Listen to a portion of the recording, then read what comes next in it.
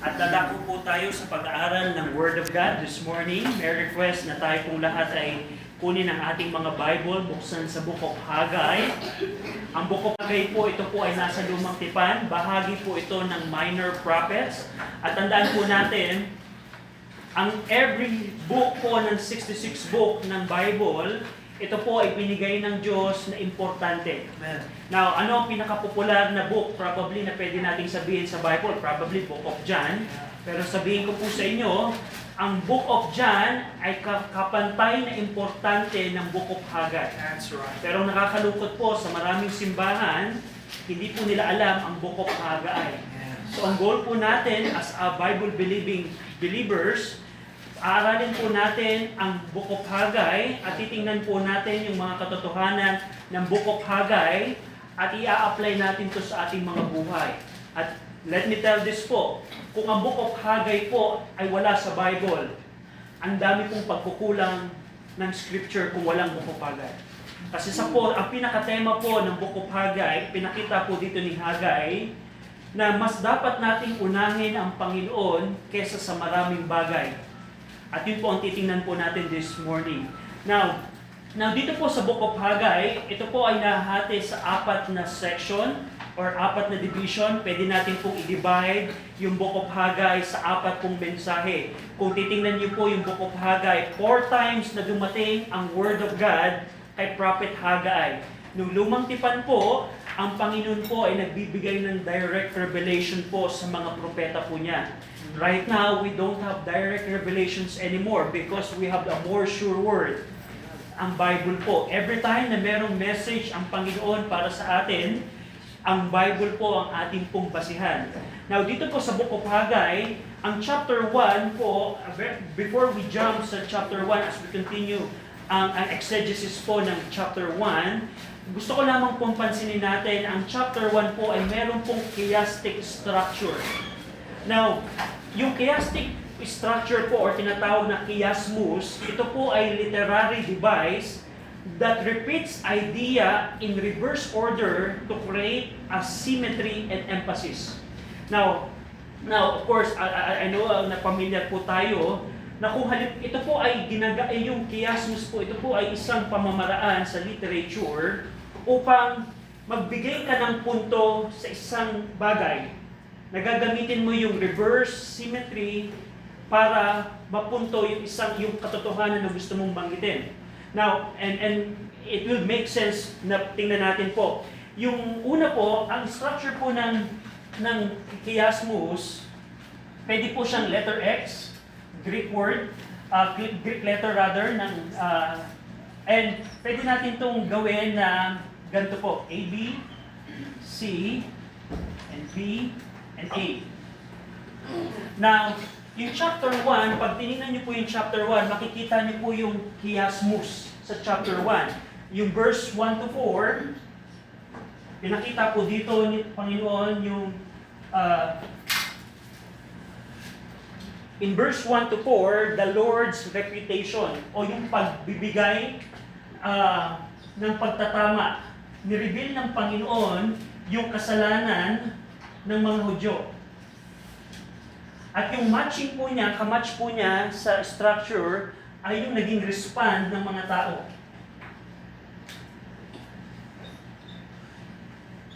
Ito po ay verse 1 hanggang 4. Ito pong response ng mga tao ay ng mga Hudyo ay verse 12 hanggang 15. Yung unang bahagi po ng chapter 1, nireveal ng Panginoon, ito yung kasalanan ninyo, mga Hudyo.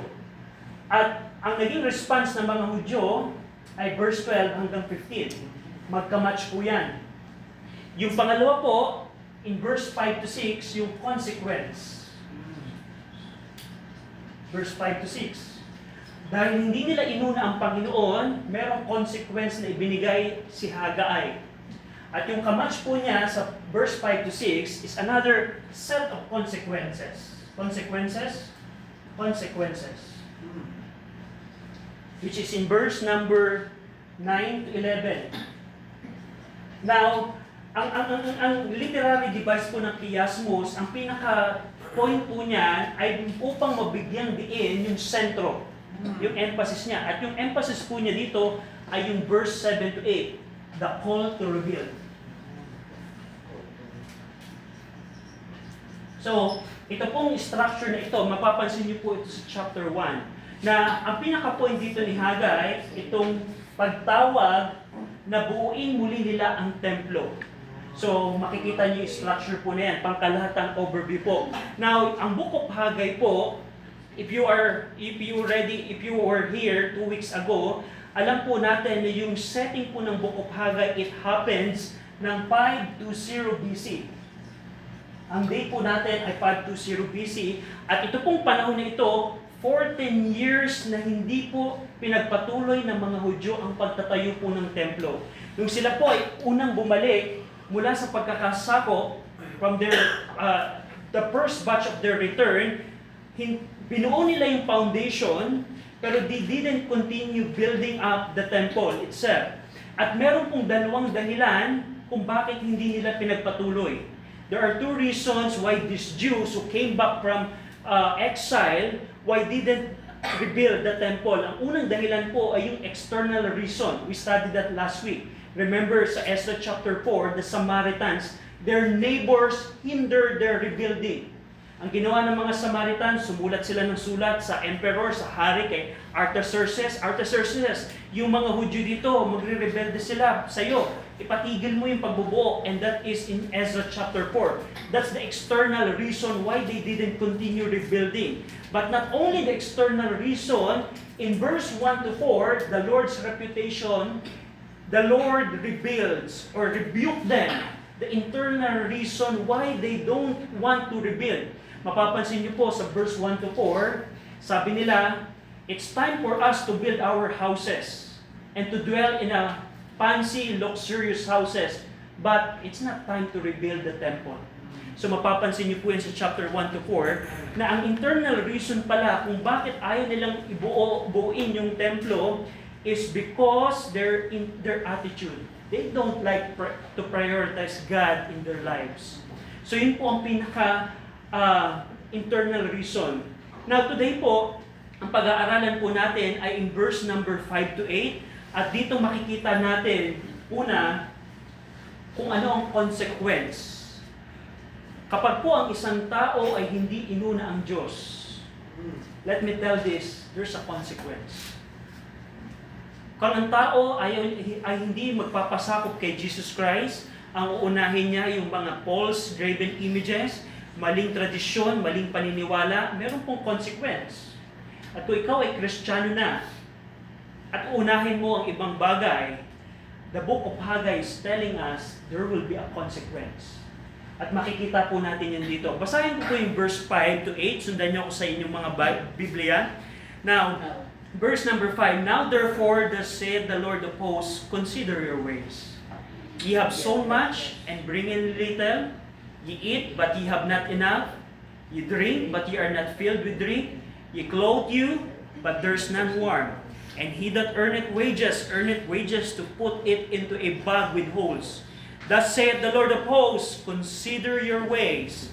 Go up to the mountain, and bring wood, and build the house, and I will take pleasure in it, and I will be glorified, said the Lord. Tayo pong lahat ay manalangin for a while. Let's pray. Ama namin, Diyos po na makapangyarihan sa lahat, we're praying na bigyan niyo kami ng tulong sa umagang ito. As we come to this scripture, I pray na bigyan niyo po ako ng mga clarity, ng words, clear words, so that I can communicate your word to your people. And we pray that the Holy Spirit will speak to us this morning. I pray na makita namin ang truth ng Book of Haggai at mai-apply namin ito sa aming pong mga buhay. Sa ngalan po ng aming Panginoong Jesucristo, Amen. So previously, last week, nakita natin yung verse 1 to 4 kung paano ni-reveal through Prophet Haggai yung puso po ng mga Hudyo. They don't like to prioritize God. That's the problem. And that's why in verse number 5, natitingnan natin dito, after returning from captivity, the Jews began to rebuild their lives. But they started constructing their house, resuming to agricultural activities and taking up jobs for their provision. However, they overlooked something more important, the temple life in ways. Now, sa isang Hudyo po, bakit mahalaga ang templo? Kung wala pong templo, wala po silang religious or spiritual activity sa relasyon kay Jehovah. Kung wala ang templo, yung pananambahan nila ay parang wala. Parang ganito po. Para kang isang church, isa kang Christian na walang church in our time. Kung ang isang Kristiyano in our time ay walang church, ganun yung kalalagayan ng mga Hudyo. Meaning, pang-araw-araw nabubuhay ka, pero where is God in your life? At yun yung problem nila. Kaya nga po dito sa chapter 1, twice na inutos ng Panginoon sa kanila, consider your ways. Consider your ways. Unang pag-utos, sa verse 5 and 6, consider your ways by reflecting on the fruitlessness and dissatisfaction in your life. Inutos ng Panginoon, i-consider nyo inyong mga pamamaraan kung paano nagtatrabaho kayo pero walang nangyayari. Yung inyong kinikita ay hindi nakakasapat sa inyo. At pangalawang utos na binanggit dito ni Hagai, consider your ways by recognizing the curses, sumpa, affecting their land, their crops, their livestock, and all the works of your hand. Basically, pinapakita dito na in the midst of their economic disaster, the Lord's offer a solution. Yun po yung pagtawag na i-rebuild nila yung templo.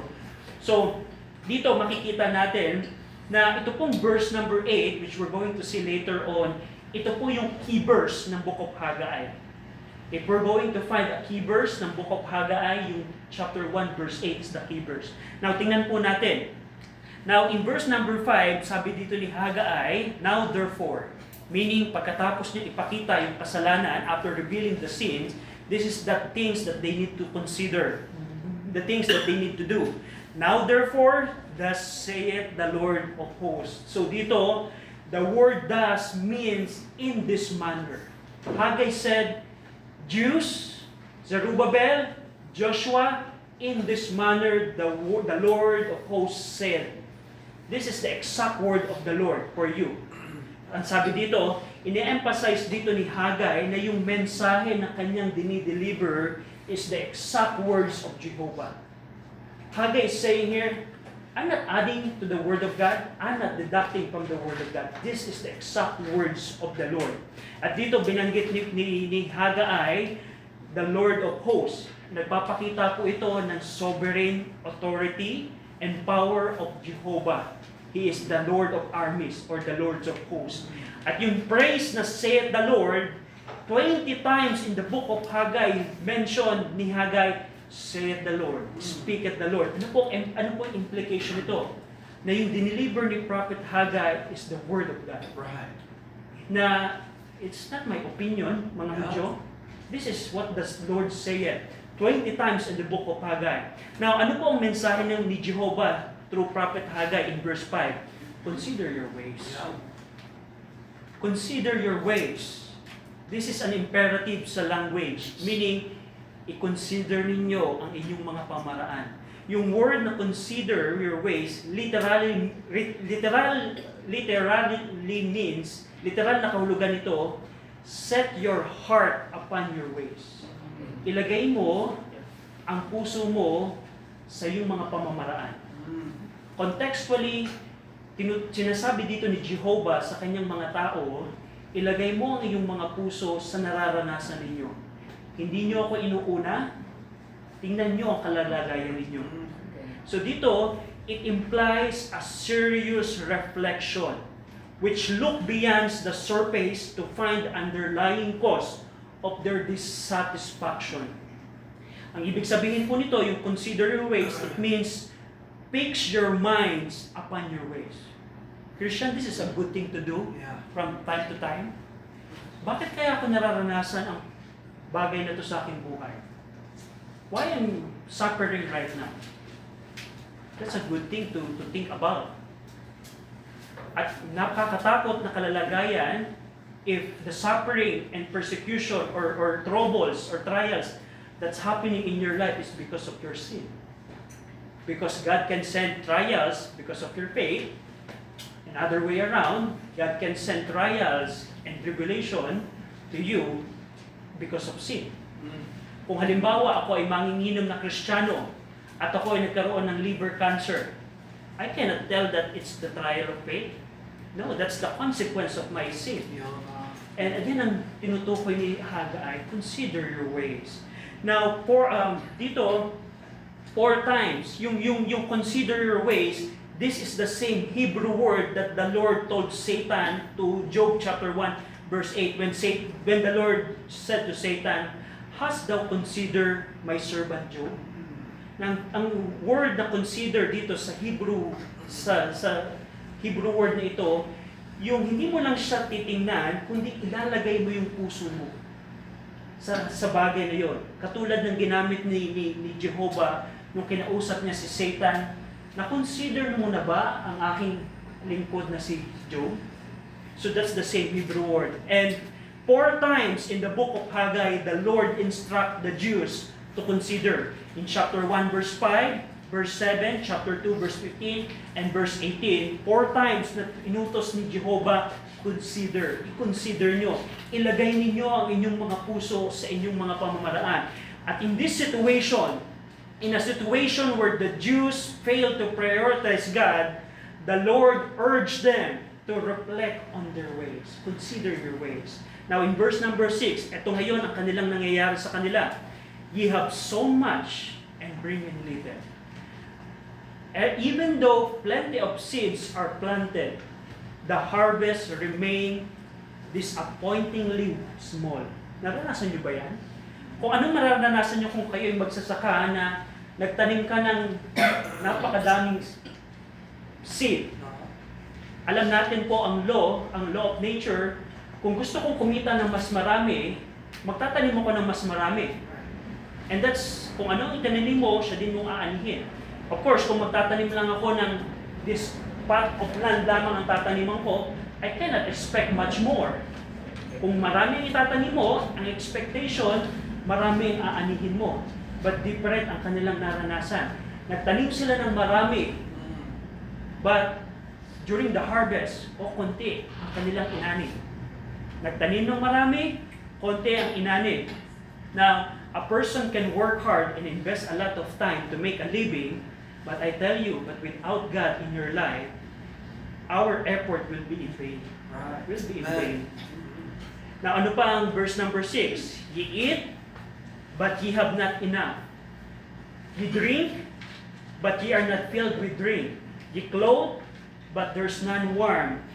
Pagkatapos nilang anihin, yung kokonti, nagtanim sila ng marami, konti ang inani, at using the resources, the little resources that they earn, the resources are not enough to spend in their needs. Kokonti na nga ang inani nila, at hindi pa ito sapat sa kanilang kapangangailangan. Na kumakain sila, but that is not enough. Ibig sabihin po noon, they eat, but it doesn't satisfy their hunger. Now, naranasan niyo bang kumain na pagkatapos mo kumain, hindi ako nabusog? And that's what they're experiencing. Probably because kokonti yung inani nila, or let's just eat probably half rice lang tayo. Halimbawa, sa ibang binagsabi, magla-lunch tayo pero kukunti ang nasain ko. Tiga half rice lang tayo. Kakain tayo lahat, pero we're not going to be satisfied. It's not enough. At yun po yung ibig sabihin nun. They drink, but it doesn't make them merry. Uminom sila ng fruit of the vine, pero hindi sila nagalak sa kanilang ininom. They wear clothes, nagdamit sila, but they're still not warm enough. So that's the consequence of not prioritizing God. Tandaan niyo po, pakinggan niyo po ito, bilang mga Kristiyano, the Bible tells, according sa 1 Timothy 6:17, God giveth us richly all things to enjoy. Kung ikaw ay mananampalataya na God gave everything for us to enjoy. Just imagine yung isang saging. Now, pag in-appreciate niyo yung saging, especially kung yung saging ay matamis, at kinain mo ito na napakatamis, you can say, God gave this banana, this fruit, for us to enjoy. God gave us everything for us to enjoy, but God must be the first in our affection, decision, and ways. Kung dumating tayo ang isang Kristiyano, if the Christian comes to a point where he is not prioritizing God in his life, he can suffer the same consequences of these Jews. At ano pa, yung verse number 6, makikita niyo doon, and he that earneth wages, siya na nagtatrabaho, so may mga Hudyo na nagtanim, at may mga Hudyo na namasukan. And he that earneth wages to put it into a bag with holes. So dito sinamarize ni Haggai yung kanilang economic disasters. Those who earn wages labored largely in vain. Magtatrabaho ka pero yung pinagtrabahuhan mo para mong nilalagay sa isang bulsa na butas. As a metaphor. Na it's just in vain. Magtatrabaho ka ng 8 hours a day but it will just be in vain. It was like putting money into a purse with a hole in it. The situation of the people is very similar na sa pinaraquisite po ni Moses in Deuteronomy 28. Tingnan niyo po in Deuteronomy 28. Ito pong nararanasan nila right now, it was prophesied in Deuteronomy 28 before they entered to the promised land. Now, basahin po natin yung Deuteronomy 28, 38 to 40. Deuteronomy, ito po yung ikalimang libro in the Old Testament. Deuteronomy 28, verse 38 to 40. Basahin po natin ng sabay-sabay. Ready? Read. Thou shalt carry much seed out into the field, and shalt gather but little in, for the locust shall consume it.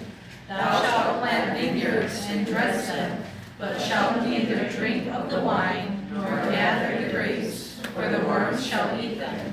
Thou shalt have olive trees throughout all thy coasts, but thou shalt not anoint thyself with the oil, for thine olive shall cast its fruit. So makipansin niyo po, kahit bago pa man sila pumasok sa promised land, binigyan na sila ng warning ng Panginoon. Mararanasan nila kung hindi nila ipaprioritize ang Panginoon, kung sila ay tatalikod sa Panginoon, magtatrabaho sila. Magtatanim sila, pero magiging wala't wala din ito. Na kaya nga, this economic disaster that they're experiencing is because they don't prioritize God. According sa context ng verse 1 to 4. Dahil ayaw niyong unahin ako, ayaw niyong prioritize ang pagtatayo ng templo, that's what happening to you. Economic disaster. And in the midst of that economic disaster, God commanded them, consider your ways. Ilagay mo ang puso mo sa nararanasan mo. Now, bilang mga mananampalataya, that's a good thing to do. Why I have trouble in my family?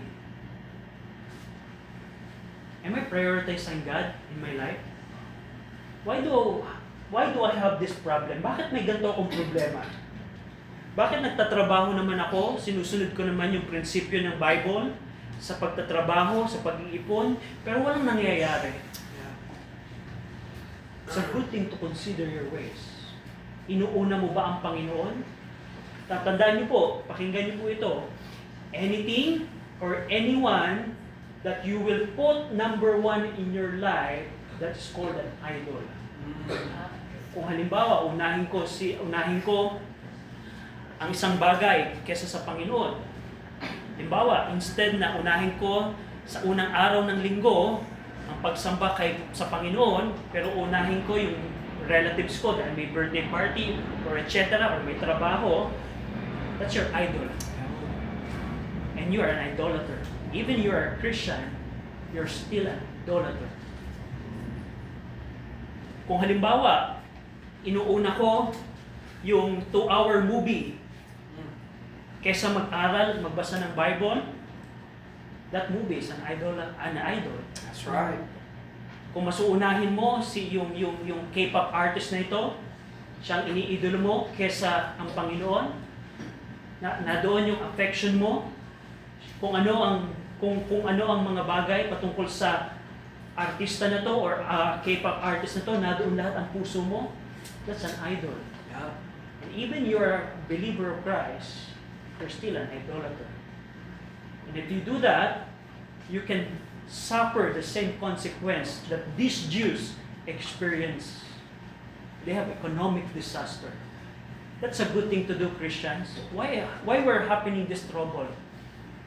Pwede mong ilagay ang puso mo sa kalalagayan mo. Bakit may ganito akong problema kaming pamilya? Am I prioritizing God in my life?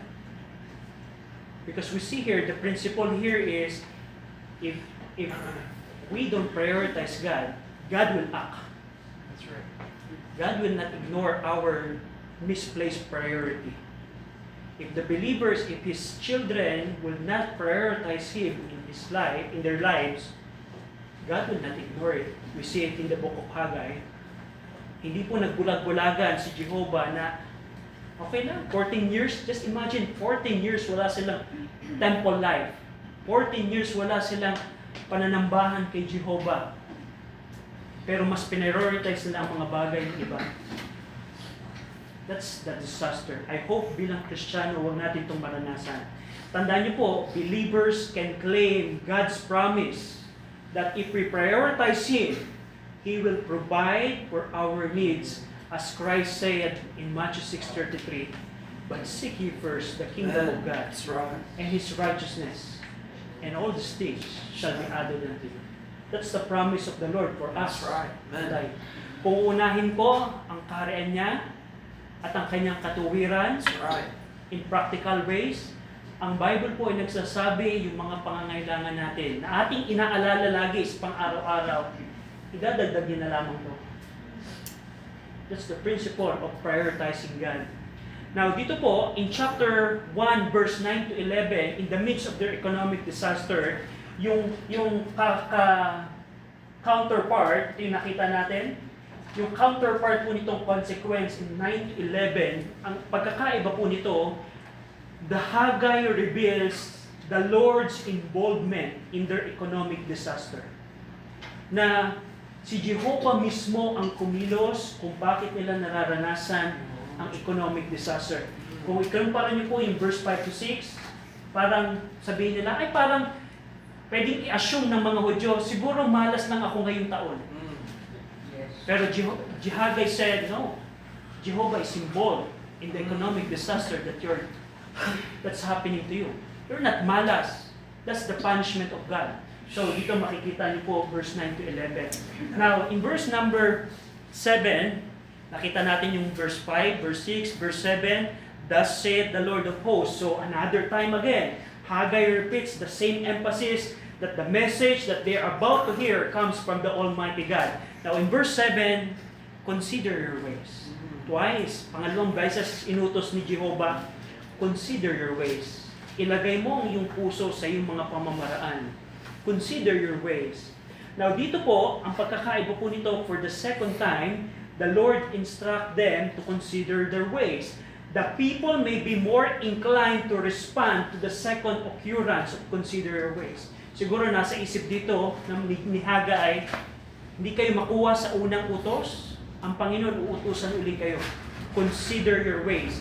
Haggai is not urging them to become contemplative, rather to reflect deeply and then act. So unang verse 5 to 6, yung unang occurrence ng consider your ways, ito ay utos na mag-reflect. Parang deeply examine yourself, pero hindi po ito natapos. Pagkatapos mong i-examine kung saan ka nagkakamali, you need to act. Yan po yung implication ng second occurrence ng consider your ways.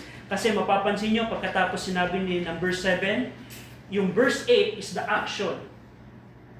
Consider your ways, kanina, reflection, and now the action. So, dito makikita natin ang pinaka-essence po ng repentance. Action without reflection is often unwise.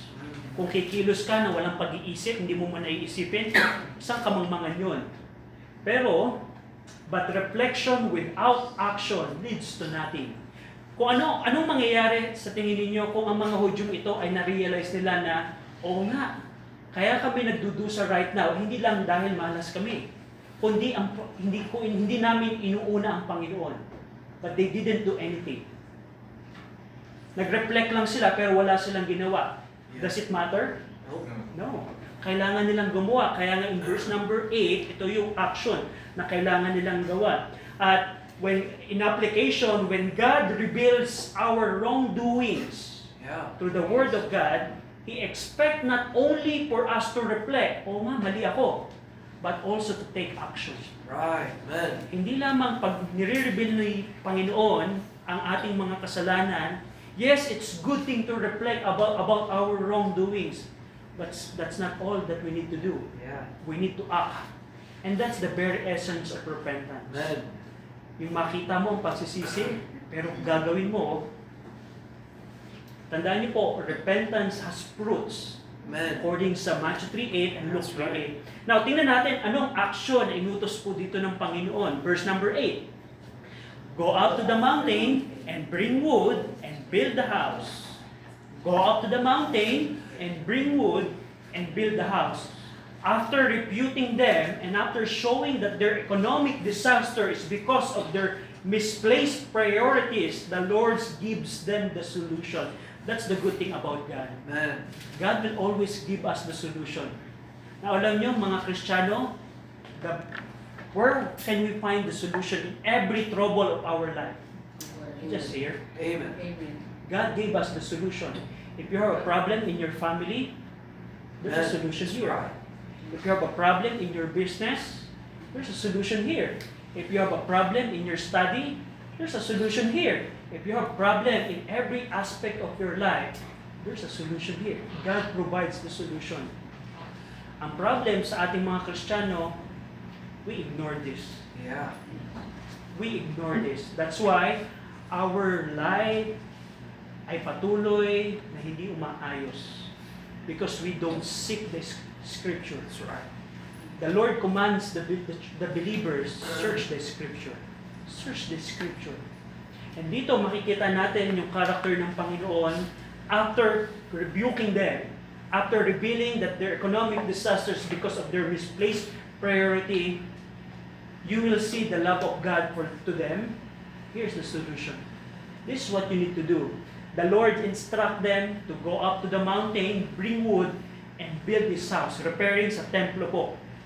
Now, ang templo po is ang templo po during templo ni Zerubbabel is around 60 cubit high. Alam niyo kung gaano kataas yung 60 cubit high? Just like a 9-story building. 9-story building. I don't know kung yung condo dito ay ilang story, pero imagine niyo 9-story ang taas po. Yun po ang 60 cubit high. At yung particular action dito na sinabi niya is to climb the mountain and bring wood for the rebuilding. Umakyat kayo sa bundok, kunin niyo yung mga puno doon, yung mga kahoy, at magsimula kayong magtayo.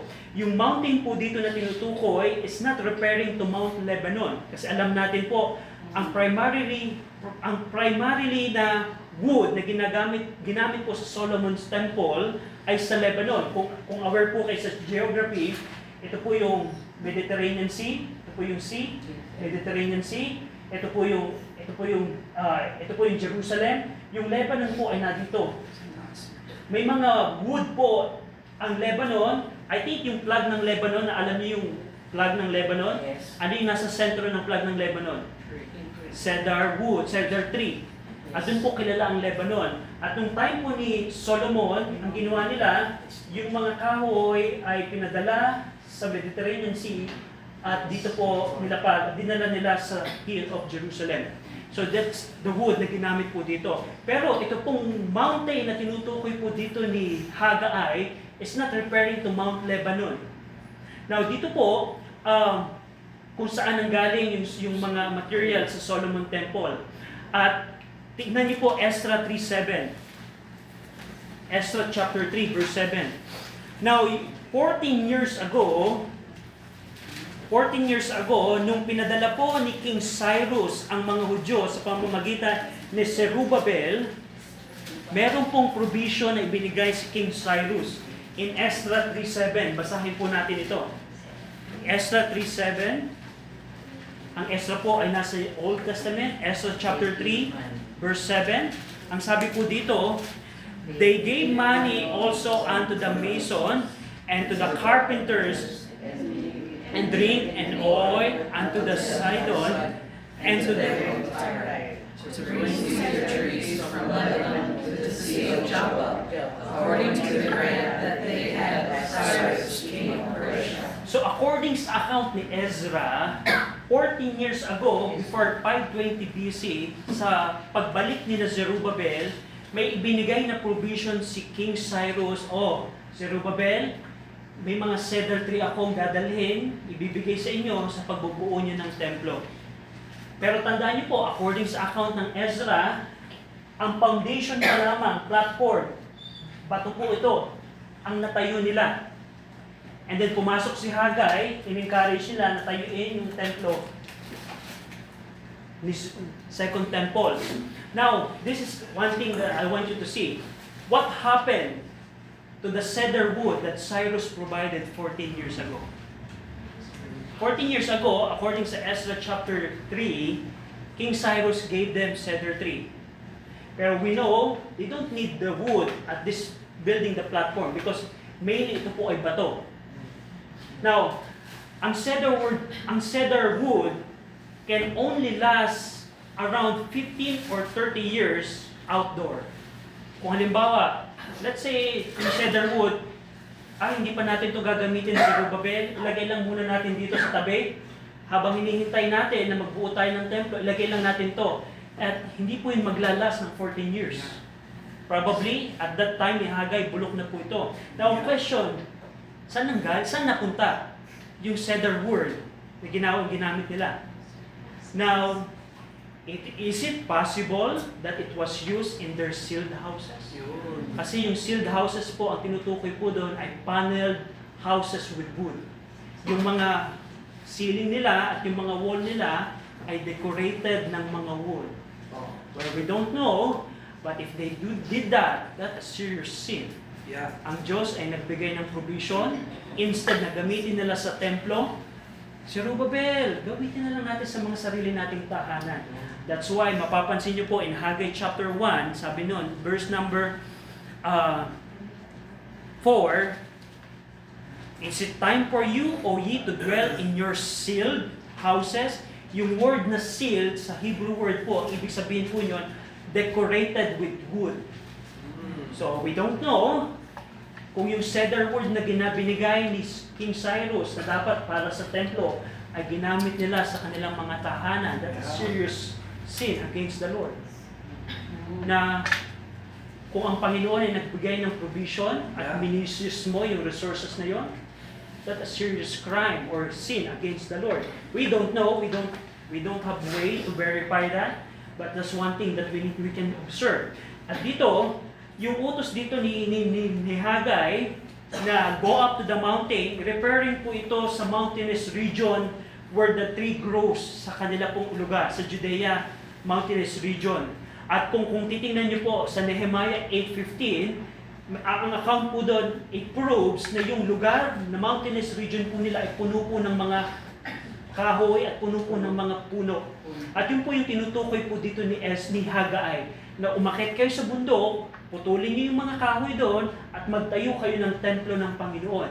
Yun po yung verse number 8. At ang sabi niya dito, in verse number 8, and I will take pleasure in it, and I will be glorified, said the Lord. Building the temple will bring God pleasure and glory. Ng pleasure and glory. With the temple completed, the Lord could meet and fellowship with His people. Pag natapos yung templo, they can restore their temple life. Now, tandaan niyo po, throughout the history, God always expressed His pleasure and glory in the places He established for His people. Sa buong history po ng sangkatauhan, ang Panginoon po ay ini-express niya na siya'y nalulugod at naluluwalhati sa lugar na kanyang idilagay at itinayo between Him at ng kanyang mga tao. Nung time po ni Moses, you can check it, nasa study notes, you can check it later on, Exodus 40, the glory of the Lord filled the tabernacle. When Moses finished the tabernacle, the glory of the Lord filled the tabernacle. Nung panahon ni Solomon, in 1 Kings chapter 8, the Lord's glory filled the temple. At dito, sabi ni Haggai, ni Panginoon kina Zerubbabel, Ang pangako niya, build the house and I will take pleasure in it and I will be glorified. At very interestingly, sa Haggai chapter 2, verse 7 to 9, that is not referring to the second temple, but rather to the millennial temple. Na ang sabi dito, the Lord revealed the greater glory in the future temple, which we're going to see later on. But ang point ko po dito, sa lugar na tinayo ng Panginoon, doon niya ini-express ang kanyang kaluwalhatian at nalulugod siya sa lugar na kanyang tinatag. Now, ang tanong, in our time, we don't have temple, we're not Jews. What is the place that God set for us Christian? What do you call that? Kung nakita natin throughout history, nalulugod ang Panginoon sa lugar na kanyang inilagay at tinayo, do you think God is pleased when the believers gathered together to assembly? Amen. So, you see the point here? Now, ang Diyos ay naglagay ng lugar para sa atin, which is the local New Testament Baptist Church. Amen. The local New Testament Baptist Church. The evidence shows that God expressed His pleasure and glory in the place He appoints. He is also pleased and glorified when baptized believers gather together in His name, as Jesus said in Matthew 18:20, "For where 2 or 3 are gathered in My name, there am I with them." Amen. So, sa ating pong panahon, ang Panginoon ay nalulugod when we gather together. That's right. When we gather together. In opposite, ang Panginoon kaya malulugod if we forsake the assembling of ourselves together. If you abandon the assembly of the church together. Kung nakikita natin, ang Panginoon ay nalulugod sa church pag tayo nag-gather at nadoon si Jesus Christ in the midst. If we gather together in His name, what will be the opposite if you purposely neglect? I will not go to church. I will abandon. Yung word na not forsaking, it means you abandon the assembly. It's for you to answer that question. Yes. If you're not going to prioritize God in the place that God set, where we see in the scripture that He's glorified and He's pleased in the place that He always set, if you don't prioritize God, there's a consequence to that. There's a consequence to that. And prioritizing God above all else, give Him pleasure and glory. Now, let me tell this, kung ikaw ay Kristiyano, na paggising mo sa umaga, let us be practical. Paggising mo sa umaga, uunahin mo ang Panginoon. Do you think God will be glorified? Yes. Kung sa iyong trabaho, uunahin mo ang Panginoon. Sa iyong eskwela, uunahin mo ang Panginoon. Do you think God will be glorified? Sa pagpasok ng linggo, uunahin mo ang Panginoon. Do you think God will be glorified? And that's the challenge for us. Are we prioritizing God in our life? Inuuna ko ba ang Panginoon sa aking buhay? That's the message of the book of Haggai. Inuuna ko ba ang Panginoon? Pag gumawa ako ng desisyon, inuuna ko ba ang Panginoon? That's the reason why I said na hindi ako mag-a-abroad. Why? Because kung pupuntahan kong lugar ay walang church, I will not do that. Pero, you examine your decision. Let us be practical. Sa yung desisyon na major na ginawa, prioritize mo ba ang Diyos sa decision na yun? Let's say sa trabaho, sa course na yung tinig, sa iyong mga kaibigan, in every decision in your life, o binili mo yung gamit na to, o ginawa mo yung isang bagay na to, ang tanong, prioritize mo ba? Inuna mo ba ang Diyos sa decision na yun? Sa iyong pang-araw-araw na buhay, inuuna mo ba ang Diyos? We see here in the book of Haggai, kung gagawin natin yan, God is pleased. Sabi niya dito, I will take pleasure in it, and I will be glorified. I will be glorified if we prioritize it. Ano naman ang consequence if we don't do that? Consider your ways. God give us everything to enjoy. But if there's something that's happening in your life, that's a good thing to consider your ways. Inuuna ko ba ang Panginoon? Bakit ako nagsasuffer ng ganito? Ito ba? Bahil hindi ko siya inuuna? That's a good thing to answer. Tayo pong lahat ay manalangin. Manaming Diyos po na makapangyarihan sa lahat. Salamat sa Book of Haggai. Salamat sa pagpapakita kung paano challenge siya po ang mga Hudyo na unahin kayo, and the same thing for us today. We pray, tutulungan niyo po kami sa aming pong mga buhay bilang mga Kristiyano, at kung kami sa aming Panginoon na unahin namin kayo sa aming pong buhay. Salamat po, pinupuri namin kayo. In Jesus' name pray, Brother Ruth.